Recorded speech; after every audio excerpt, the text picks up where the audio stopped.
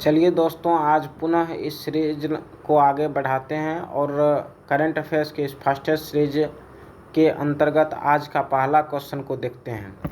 तो चलिए, आज का पहला क्वेश्चन कह रहा है कि बेसल, रोटरडम एवं स्टॉकहोम BRS अभिसमयों का conference of the parties COP 2025 कहाँ आयोजित हुआ। ऑप्शन ए जेनेवा में, option B Johannesburg, option C Ottawa और option D Cairo.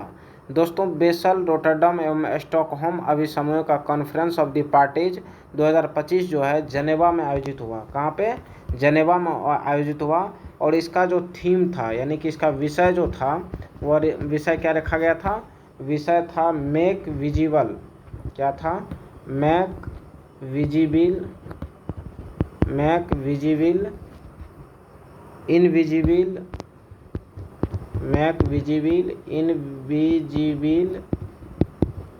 Sound management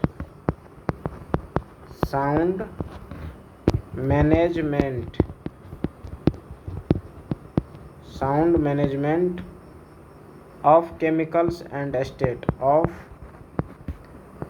chemicals and wastes। दोस्तों, इसका विषय जो रखा गया था make visible invisible sound management of chemicals and waste था। तो चलिए अगले प्रश्न की तरफ बढ़ते हैं। अगला प्रश्न कह रहा है कि पुरातत्वविदों द्वारा की गई खुदाई में 3000 वर्ष पुरानी लोह युगीन बस्ती किस राज्य में पाई गई है।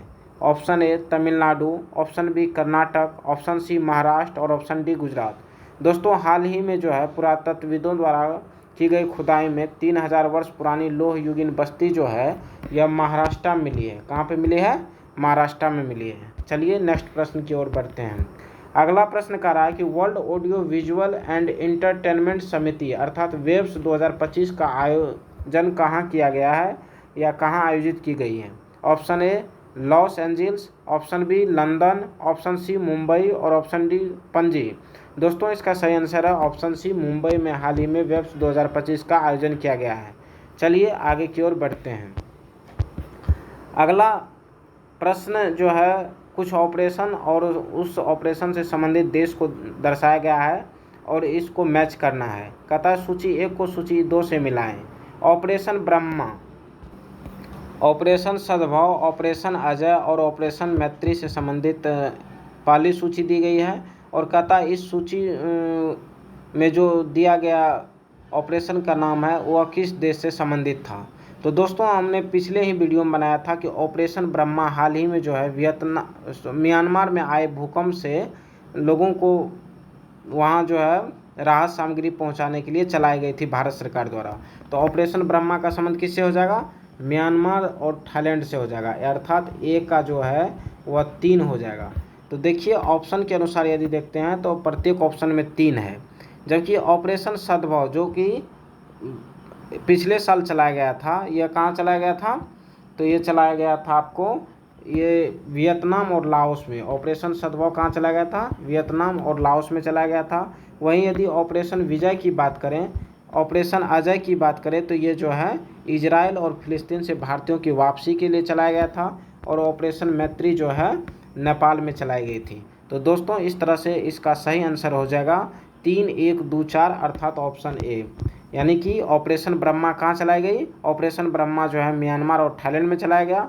ऑपरेशन सद्भाव जो चलाया गया था वह वियतनाम, लाओस, म्यांमार में चलाया गया था। वहीं यदि ऑपरेशन अजय की बात करें तो यह इजराइल और फिलिस्तीन से भारतीयों की वापसी के लिए चलाया गया था। और ऑपरेशन मैत्री जो है नेपाल में चलाई गई थी। तो इन कुछ ऑपरेशनों को याद रखना है, क्योंकि अभी हाल ही में कई ऑपरेशन चर्चा में, जैसे ऑपरेशन ब्रह्मा और ऑपरेशन सिंदूर जैसे ऑपरेशन चर्चा में। तो इससे ट्रेंड को देखते हुए आयोग जो है पिछले वर्ष में की गई ऑपरेशन को भी पूछ सकता है, इसलिए इन ऑपरेशनों को भी ध्यान रखनी है। चलिए दोस्तों नेक्स्ट प्रश्न की ओर बढ़ते हैं। अगला प्रश्न कह रहा है कि समाचारों की सुर्खियों में रहे सलाल बांध और जो है बगलिहार बांध किस नदी पर स्थित है। ऑप्शन ए चिनाब नदी, ऑप्शन बी ब्यास नदी, ऑप्शन सी झेलम नदी और ऑप्शन डी सतलज नदी। दोस्तों सलाल बांध और बगलिहार बांध जो है चिनाब नदी पर बनाया गया है। ये चर्चा का विषय इसलिए रहा कि आप लोग जैसा कि जानते हैं कि 22 अप्रैल 2025 को पहलगांव में जो आतंकी हमला हुआ था उसके तदुपरांत भारत सरकार द्वारा जम्मू कश्मीर के अखनूर सेक्टर में जो है चिनाब नदी पर जो ये सलाल और बगलिहार बांध बना हुआ है, इससे पानी को जो है रोक दिया गया था, इसलिए यह चर्चा का विषय बना हुआ था और इसलिए आप लोगों को इन चीज़ों को याद रखनी है। चलिए अगले प्रश्न की तरफ बढ़ते हैं। अगला प्रश्न कह रहा है कि ब्रह्मोस मिसाइल का विनिर्माण कहाँ किए जाने के लिए संयंत्र स्थापित किया जा रहा है? ऑप्शन ए लखनऊ में, ऑप्शन बी झांसी में, ऑप्शन सी चेन्नई में और ऑप्शन डी होसूर में। दोस्तों ब्रह्मोस मिसाइल का विनिर्माण जो है लखनऊ में किए जाने के लिए संयंत्र स्थापित किया जा रहा है। यदि ब्रह्मोस मिसाइल की बात आए तो इससे संबंधित कुछ फैक्ट्स को चलिए जानते हैं। ब्रह्मोस मिसाइल जैसा कि आप लोग जानते हैं कि यह एक प्रकार का क्रूज मिसाइल है। किस प्रकार का मिसाइल है? तो यह क्रूज मिसाइल है। क्रूज मिसाइल क्या होता है? तो क्रूज मिसाइल वह मिसाइल होता है जो कि कम ऊंचाइयों पर उड़ती है और हवा से यानी और क्रूज मिसाइल जो होता है वह कम ऊंचाई से उड़ती है और जो है रडार से ये जो है बच निकलने में सक्षम होती है। ठीक है। और यह जो है हाल ही में जो है भारत सरकार ने इसको किसके साथ सौदा किया है? तो फिलीपींस के साथ किया है। फिलीपींस को हमने बेचा है। इसके अलावा आप लोग जानते हैं कि इसका मारक क्षमता जो है वह लगभग 290 किलोमीटर, कहीं कहीं 300 किलोमीटर के आसपास भी दिखाता है, तो लगभग इसका मारक क्षमता कितना है? 290 किलोमीटर है। और इसकी सबसे बड़ी विशेषता यह है कि इसे जमीन, आसमान और समुद्र तीनों जगह से जो है क्या कर जा सकता है? प्रक्षेपित किया जा सकता है या अर्थात लॉन्च किया जा सकता है। तो इससे संबंधित कुछ फैक्ट्स थे जिसको हम लोगों ने जानने की कोशिश की। चलिए अगले प्रश्न की तरफ बढ़ते हैं। अगला प्रश्न कह रहा है कि ग्लोबल फायर पावर इंडेक्स 2025 में भारत का कौन सा रैंक है? किस इंडेक्स में? ग्लोबल फायर पावर इंडेक्स में भारत का कौन सा रैंक है? ऑप्शन ए चौथा, ऑप्शन बी छठे, ऑप्शन सी आठवीं और ऑप्शन डी 10वीं। दोस्तों हाल ही में जो जारी किया गया ग्लोबल फायर पावर इंडेक्स है उसमें भारत की रैंक जो है चौथी रही है। कौन सी रही है? चौथी रही है। फर्स्ट रैंक रहा है अमेरिका का, सेकेंड रैंक रहा है इसमें रसिया का, सेकेंड रैंक किसका रहा है? रसिया का रहा है। और थर्ड रैंक जो रहा है वह चाइना का रहा है। वह किसका रहा है? चाइना का। और भारत का रैंक चौथा रहा है। चलिए नेक्स्ट प्रश्न की तरफ बढ़ते हैं। अगला प्रश्न कह रहा है कि जाति जनगणना के संदर्भ में निम्नलिखित में से कौन सा कथन सही नहीं है? अर्थात गलत कथन की चर्चा करना है या गलत कथन को चुनना है। दोस्तों जाति जनगणना अभी काफ़ी ही चर्चित विषय है, इसलिए इससे संबंधित प्रश्न आपके एग्जाम में देखा जा सकता है, तो इन टॉपिक को अच्छी से करना है। हालांकि मैं इनका सेपरेट वीडियो भी एक बनाऊंगा, लेकिन तब तक चलिए इस क्वेश्चन के माध्यम से ऑप्शन को देखते हैं और इससे संबंधित जानकारी को प्राप्त करने की कोशिश करते हैं। ऑप्शन ए कह रहा कि राष्ट्रीय जनगणना में जाति की भी गणना की जाएगी। ऑप्शन बी सामाजिक आर्थिक एवं जाति जनगणना 2021 में की गई थी। ऑप्शन सी भारत में जाति जनगणना पहली बार 1931 की जनगणना के साथ की गई थी। ऑप्शन डी स्वतंत्रता प्राप्ति के बाद की गई दशकीय जनगणना में अनुसूचित जातियों या अनुसूचित जनजातियों से संबंधित डाटा संग्रहित किया जाता रहा है। दोस्तों चूंकि हमको गलत ऑप्शन पकड़ना है, तो यहाँ जो है ऑप्शन बी में जो कहा गया है कि सामाजिक आर्थिक और जाति जनगणना 2021 में की गई थी, यह ऑप्शन गलत है, क्योंकि सामाजिक आर्थिक और जाति जनगणना जो है 2021 में न बल्कि 2011 में की गई थी। तो इन चीज़ों का ध्यान रखना है। तो गलत ऑप्शन चूज करना था, तो इसका सही आंसर क्या हो जाएगा? बी, क्योंकि बी नंबर ऑप्शन गलत है। लेकिन इससे संबंधित जो फैक्ट्स दिए गए हैं उनको ध्यान में रखना है। क्या फैक्ट्स दिए गए हैं? तो जाति जनगणना में जो है जाति की भी गणना, राष्ट्रीय जनगणना में जाति की भी गणना की जाएगी। इन फैक्ट्स को पहला फैक्ट ये याद रखनी है। दूसरा फैक्ट क्या याद रखना है? दूसरा फैक्ट याद रखना है कि सामाजिक आर्थिक एवं जाति जनगणना जो है 2011 में की गई थी, ये फैक्ट याद रखना है। तीसरा फैक्ट याद रखना है कि भारत में जाति जनगणना पहली बार 1931 की जनगणना के साथ की गई थी। और तो इन तीन महत्वपूर्ण फैक्ट्स को यहाँ से याद रखना है। चलिए आगे की तरफ बढ़ते हैं। अगला प्रश्न कह रहा है कि वित्त वर्ष 2024-25 में निम्नलिखित में से किस प्रमुख उद्योग में औद्योगिक उत्पादन सूचकांक आधारित वार्षिक समृद्धि दर सर्वाधिक रही? ऑप्शन ए इस्पात, ऑप्शन बी कोयला, ऑप्शन सी सीमेंट और ऑप्शन डी विद्युत। दोस्तों इसका सही आंसर है ऑप्शन ए, इस्पात की जो है वार्षिक समृद्धि दर सर्वाधिक रही। चलिए आगे की ओर बढ़ते हैं। अगला प्रश्न कह रहा है कि समाचार की सुर्खियों में रहे नारंगी अर्थव्यवस्था। कौन अर्थव्यवस्था? नारंगी अर्थव्यवस्था का संबंध निम्न में से किस क्षेत्र से है? ऑप्शन ए संतरा की खेती से, ऑप्शन बी रेशम उद्योग से, ऑप्शन सी सृजनात्मक अर्थव्यवस्था से और ऑप्शन डी खाद्य प्रसंस्करण उद्योग से। दोस्तों नारंगी अर्थव्यवस्था का जो संबंध है वह सृजनात्मक अर्थव्यवस्था से है। किससे है? सृजनात्मक अर्थव्यवस्था से है। चलिए नेक्स्ट प्रश्न की तरफ बढ़ते हैं। अगला प्रश्न कह रहा है कि ऑपरेशन सिंदूर को कब अंजाम दिया गया? एक बहुत ज़्यादा इंपॉर्टेंट क्वेश्चन है, जैसा कि आप लोग जानते भी कि ऑपरेशन सिंदूर से संबंधित प्रश्न अब की बार के किसी भी कम्पिटिटिव एग्जाम में बनने की प्रबल संभावना है। कहता है कि ऑपरेशन सिंदूर को कब अंजाम दिया गया? ऑप्शन ए 6-7 मई 2025 की रात्रि, 8-9 मई 2025 की रात्रि, 12-13 मई 2025 की रात्रि और डी नंबर का रहा है 16-17 मई 2025 की रात्रि। दोस्तों ऑपरेशन सिंदूर को 6 से 7 मई 2025 की रात्रि को लॉन्च किया गया। चलिए ऑपरेशन सिंदूर से संबंधित कुछ और फैक्ट्स को जानते हैं। जैसा कि आप लोग जान ही रहे हैं कि 22 अप्रैल 2025 को, कब? 22 अप्रैल 2025 को जो है आतंकवादियों द्वारा पहलगांव में एक जगह है, कौन सा जगह है? बेसरान की घाटी है।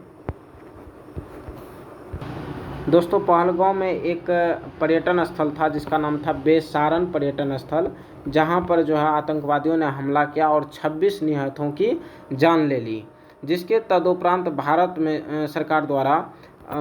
सरकार द्वारा जो है ऑपरेशन सिंदूर को अपनाया गया। और इससे संबंधित कुछ और फैक्ट्स को चलिए नेक्स्ट पेज में या नेक्स्ट स्लाइड में देखते हैं।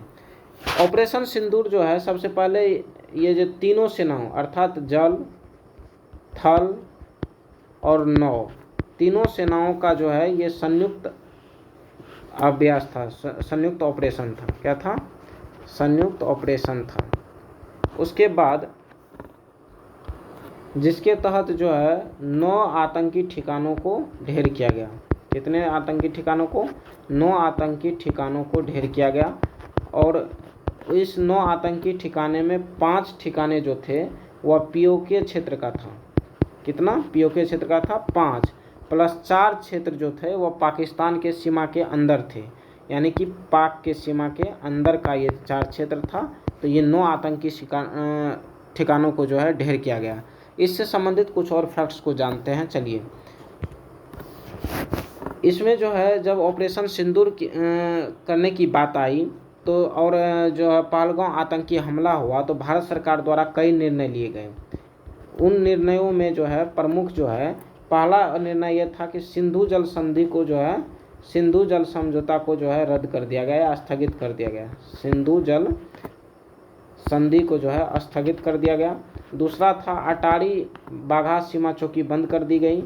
अटारी बाघा सीमा चौकी बंद कर दी गई। उसके बाद जो है तीसरा फैक्ट था कि भारत में रह रहे सभी पाकिस्तानियों की वीज़ा को रद्द कर दिया गया। पाकिस्तानी वीज़ा को रद्द कर दिया गया। वीज़ा को रद्द कर दिया गया। उसके बाद जो है राजनयिकों की संख्या को घटा दिया गया। राजनयिकों की संख्या को क्या कर दिया गया? घटा दिया गया।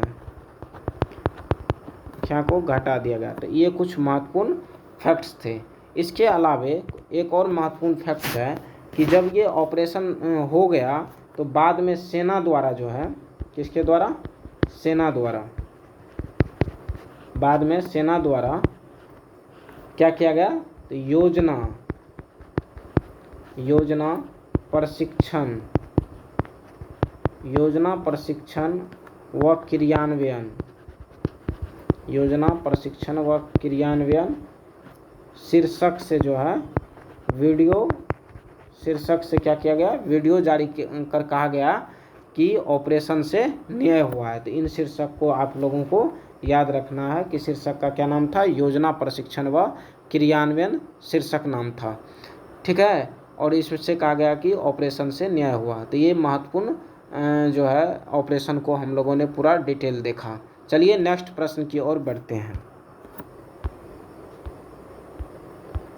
अगला प्रश्न ऑपरेशन सिंदूर से ही संबंधित है कि ऑपरेशन सिंदूर में चर्चा में रही भारतीय मिसाइलों के संदर्भ में निम्नलिखित युग्मों पर विचार कीजिए और उपरोक्त में से कितने युग्म सही सुमेलित हैं। दोस्तों पहला कह रहा है कि हवा से हवा में लक्ष्य भेदने वाली मिसाइल कौन सा है, आस्ट्रा। उसके बाद दूसरा कह रहा है कि जमीन से हवा में लक्ष्य भेदने वाली मिसाइल ब्रह्मोस। ऑप्शन तीसरा कह रहा है कि जमीन से जमीन पर लक्ष्य भेदने वाली मिसाइल आकाश। और कहता कितने युग्म सही सुमेलित हैं। तो चूँकि इन तीनों मिसाइल को इसलिए लिखा गया क्योंकि ये ऑपरेशन सिंदूर के दरमियान यूज की गई थी और ये काफ़ी चर्चा का विषय रहा था। तो चलिए देखते हैं कि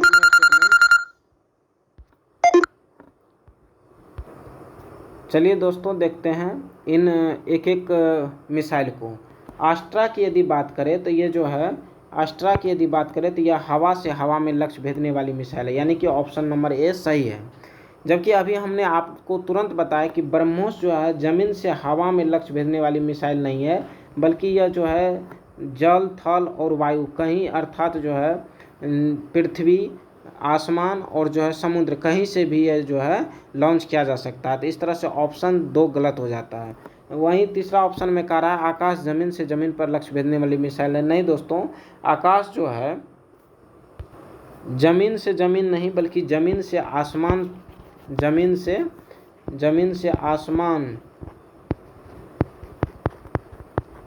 आसमान पर लक्ष्य भेदने वाली मिसाइल है। तो इस तरह से ऑप्शन केवल एक सही होता है जबकि 2 और 3 गलत हो जा रहा है। तो इसका मतलब एक ही से केवल युग्म सही सुमेलित है। तो चलिए नेक्स्ट प्रश्न की तरफ बढ़ते हैं।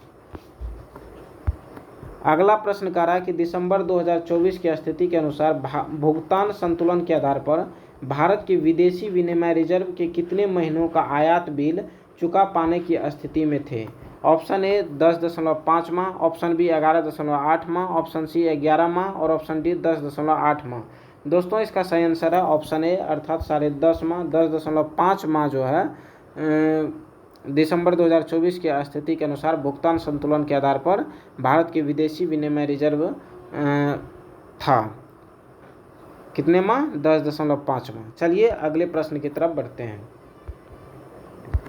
अगला प्रश्न कह रहा है कि मार्च 2025 के अंत में भारत के विदेशी विनिमय रिजर्व कितने थे। Option A 668.326 billion dollar, option B 689.234 billion dollar, option C 701.256 billion dollar और ऑप्शन डी 711.324 बिलियन डॉलर। दोस्तों इसका सही आंसर जो है वह ऑप्शन ए है अर्थात 668.326 बिलियन डॉलर जो है मार्च 2025 के अंत में भारत के विदेशी विनिमय रिजर्व थे। इसको हम कितना लिख सकते हैं लगभग में 668 बिलियन डॉलर। ठीक है, तो इन चीज़ों को याद रखना है। चलिए अगले प्रश्न की तरफ बढ़ते हैं। अगला प्रश्न कह रहा है कि पंचायती राज द्वारा जारी की गई कौन सी फिल्म जमा कर के कर बनाइए अपनी पंचायत को आत्मनिर्भर का संदेश देती है। ऑप्शन ए असली प्रधान कौन है, ऑप्शन बी फुलेरा में चोरी, ऑप्शन सी अल्हुआ विकास। दोस्तों इसका सही आंसर है ऑप्शन सी अल्हुआ विकास। चलिए नेक्स्ट प्रश्न की तरफ बढ़ते हैं। अगला प्रश्न है कि मई 2025 के प्रथम सप्ताह में भारत ने किस देश के साथ बहुप्रतीक्षित व्यापार समझौता FTA को अंतिम रूप दिया है। ऑप्शन ए यूरोपीय संघ, option B UK, option C Japan और ऑप्शन डी सऊदी अरब। दोस्तों हाल ही में मई 2025 के प्रथम सप्ताह में जो है यूनाइटेड किंगडम अर्थात ब्रिटेन के साथ जो है हमने बहुप्रतीक्षित व्यापार समझौता को अंतिम रूप दिया है। चलिए नेक्स्ट प्रश्न की तरफ बढ़ते हैं। अगला प्रश्न कह रहा है कि संयुक्त राष्ट्र मानव विकास सूचकांक द्वारा संयुक्त राष्ट्र विकास कार्यक्रम द्वारा जारी मानव विकास रिपोर्ट 2025 के अनुसार 2023 में मानव विकास सूचकांक में भारत की रैंक कितनी है। ऑप्शन ए 129वीं है, ऑप्शन बी 130वीं है, ऑप्शन सी 131वीं है और ऑप्शन डी 132वीं है। दोस्तों संयुक्त राष्ट्र विकास कार्यक्रम द्वारा जो हाल ही में मानव विकास रिपोर्ट जारी किया गया है इसके अनुसार जो है भारत की रैंक वह कितनी है, वह 130वीं रैंक है। जबकि यदि बात करें इसमें फर्स्ट रैंक पे कौन है तो फर्स्ट रैंक पे आयरलैंड है। मानव विकास सूचकांक में पहला रैंक पे कौन है? आयरलैंड है, जबकि 130वीं रैंक पे भारत है। चलिए नेक्स्ट प्रश्न की तरफ बढ़ते हैं। अगला प्रश्न कह रहा है कि वर्ष 2024-25 में सभी स्रोतों से बिजली का कितना उत्पादन हुआ? Option A 1370 billion unit, option B 1489 billion unit, option C 1690 billion unit, option D 1830 billion unit. दोस्तों इसका सही आंसर है ऑप्शन डी 1830 बिलियन यूनिट जो है सभी स्रोतों से बिजली का उत्पादन 24-25 में हुआ। यदि इससे संबंधित एक और फैक्ट्स की यदि बात करें तो 31 मार्च 2025 तक, कब तक? 31 मार्च 2025 तक भारत में विद्युत उत्पादन की जो स्थापित क्षमता थी, विद्युत उत्पादन की जो स्थापित क्षमता थी वह कितनी थी? 475 गीगावाट। कितना था? 475। 31 मार्च 2025 तक जो है भारत में विद्युत उत्पादन की स्थापित क्षमता कितना है? वो है 475 गीगावाट। इन फैक्ट को याद रखना है। चलिए नेक्स्ट प्रश्न की तरफ बढ़ते हैं। अगला प्रश्न कह रहा है कि अप्रैल 2025 में एक दूसरे से आयातित वस्तुओं पर 125% से अधिक प्रशुल्क लगाए जाने के बाद चीन और संयुक्त राष्ट्र अमेरिका कितने दिनों के लिए प्रशुल्क को क्रमशः 10% और 30% तक कम करने पर 12 मई 2025 को सहमत हो गए? ऑप्शन ए 45 दिन, ऑप्शन बी 90 दिन, ऑप्शन सी 180 दिन और ऑप्शन डी 1 वर्ष। दोस्तों इसका सही आंसर है ऑप्शन बी 90 दिन। ये काफ़ी इंपॉर्टेंट क्वेश्चन हो जा रहा है क्योंकि अभी संयुक्त राज्य अमेरिका और चीन के बीच काफ़ी विवाद है इस टैरिफ को लेकर के, तो ये काफ़ी चर्चा में भी रहा था, तो ये प्रश्न जो है अपने आप में महत्वपूर्ण हो जाता है। चलिए अगले प्रश्न की तरफ बढ़ते हैं। अगला प्रश्न कह रहा है कि समाचार की सुर्खियों में रहे रेड हेयरिंग प्रोस्पेक्ट्स का संबंध निम्न में से किससे है? ऑप्शन ए आयात निर्यात से, ऑप्शन बी परिसंकटमय उद्योगों को बंद किए जाने से, ऑप्शन सी प्रारंभिक सार्वजनिक निर्गम से और ऑप्शन डी सार्वजनिक ऋण से। दोस्तों इसका सही आंसर है ऑप्शन सी प्रारंभिक सार्वजनिक ऋण से रेड हेयरिंग प्रोस्पेक्ट्स का संबंध है। चलिए अगले प्रश्न की तरफ बढ़ते हैं।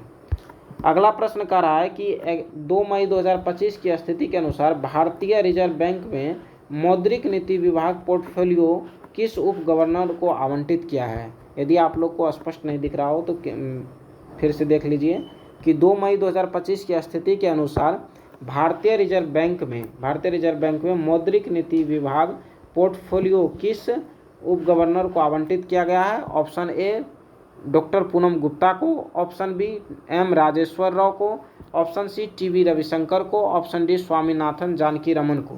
दोस्तों हाल ही में जो नीति विभाग पोर्टफोलियो जो है यह डॉक्टर पूनम गुप्ता को आवंटित किया गया है। चलिए नेक्स्ट प्रश्न की तरफ बढ़ते हैं।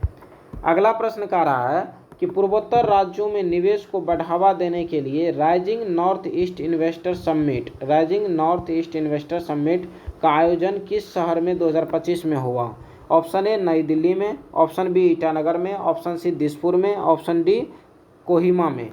दोस्तों इसका सही आंसर है ऑप्शन ए नई दिल्ली में जो है पूर्वोत्तर राज्यों में निवेश को बढ़ावा देने के लिए rising north east investor summit का आयोजन हुआ। ईटानगर किसकी राजधानी है? ईटानगर जो है अरुणाचल प्रदेश की राजधानी है। वहीं यदि दिसपुर की बात करें तो ये असम की राजधानी है। वहीं कोहिमा की बात करें तो ये नागालैंड की राजधानी है। किसकी राजधानी है? नागालैंड की राजधानी। चलिए अगले प्रश्न की तरफ बढ़ते हैं। अगला प्रश्न कह रहा है कि वित्तीय वर्ष 2024-25 के लिए रिकॉर्ड लाभांश भारतीय रिजर्व बैंक ने जो है सरकार को दिया है। कहता यह राशि कितना है? ऑप्शन ए 87,000 करोड़ रुपया, ऑप्शन बी 2,10,000 करोड़ रुपया, ऑप्शन सी 2,68,000 करोड़ रुपया और ऑप्शन डी 2,98,000 करोड़ रुपया। दोस्तों इसका जो है सही आंसर है वह ऑप्शन सी 2,68,000 करोड़ रुपया हाल ही में भारतीय रिजर्व ने सरकार को दिया है। वह अपने आप में रिकॉर्ड लाभांश है। चलिए नेक्स्ट प्रश्न की तरफ बढ़ते हैं। अगला प्रश्न कह रहा है कि एल्युमिनियम अयस्क उत्पादन में भारत का विश्व में कौन सा स्थान है? ऑप्शन ए प्रथम, ऑप्शन बी द्वितीय, ऑप्शन सी तृतीय और ऑप्शन डी चतुर्थ। दोस्तों इसका सही आंसर है ऑप्शन बी द्वितीय स्थान है, जबकि इसका प्रथम स्थान जो है एल्युमिनियम अयस्क उत्पादन में वह किसका है? चाइना का है। चलिए अगले प्रश्न की तरफ बढ़ते हैं। अगला प्रश्न कह रहा है कि भारत का निम्नलिखित में से कौन सा पोत डीप वाटर ट्रांसशिपमेंट पोत है? Option A Vizhinjam, option B Kandla, option C Mormugao, option D Tuticorin. दोस्तों इसका सही आंसर है विझिंजम। पोर्ट जो है डीप वाटर ट्रांसशिपमेंट पोर्ट का उदाहरण है। चलिए अगले प्रश्न की तरफ बढ़ते हैं। अगला प्रश्न कह रहा है कि world economic situation and prospects report निम्नलिखित में से किसका प्रकाशन है?